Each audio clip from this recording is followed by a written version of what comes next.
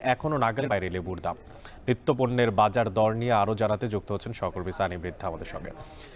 সানি, আপনার কাছে জানতে চাই যে রমজানের এই যে নিত্যপণ্যের দরদাম সেটা আজকের বাজারে কেমন দেখতে পাচ্ছেন? পাশাপাশি বোতলজাত সোয়াবিন তেলের সরবরাহ স্বাভাবিক না হওয়ার কারণ কি বলছেন ব্যবসায়ীরা? কি তথ্য জানতে পারছেন?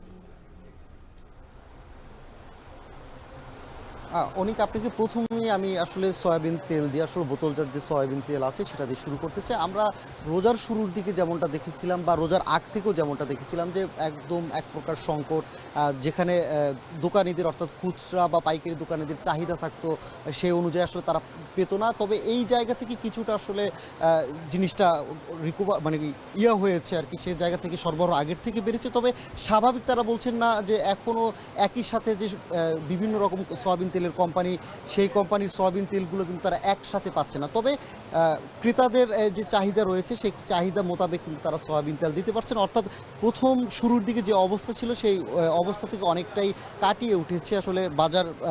বিক্রেতারা আমাদেরকে এমনটা বলছিলেন। একই সাথে যদি আমি আপনাকে বলি যে এই সয়াবিন তেলের পাশাপাশি কিন্তু আমরা যে অন্য অন্য নিত্যপণ্যের যে জিনিসগুলো দেখেছি, যে ছোলা, তারপরে মসুর ডাল, এই দামগুলোও কিন্তু অনেকটা কমেছে। অর্থাৎ যেখানে ছোলার দাম ছিল রোজার শুরুতে ১০৫ থেকে ১১০ টাকায়, সেই ছোলা কিন্তু এখন বিক্রি হচ্ছে ১০০ টাকা বা ১০০ টাকারও নিচে।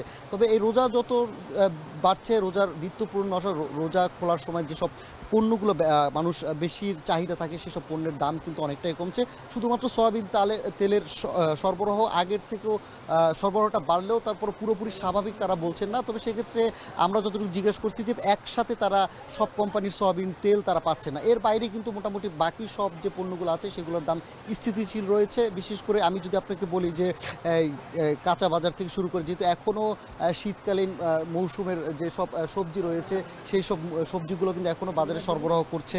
একই সাথে যদি আমরা আরও বলি যে বেগুন বলি, তারপরে বিভিন্ন যে সবজিগুলো রয়েছে, আমরা আসার সময় কথা বলে আসছিলাম, সেই জায়গা থেকে কিন্তু তারাও আমাদেরকে জানিয়েছে যে আগের মতোই দাম রয়েছে। অর্থাৎ খুব বেশি বাড়েও নেই, আবার একই সাথে খুব বেশি কমেও নেই। তবে যে আমরা এটাই বলতে চাই যে এখন যদি আপনাকে বলি যে একই সাথে যদি মুরগির বাজার বলি, মুরগির দাম কিন্তু গেল সপ্তাহ থেকে কমেছে। তো অনেক আমি আমার কাছে কারণ বাজার থেকে বাজার দর সবশেষ এই ছিল আমার কাছে।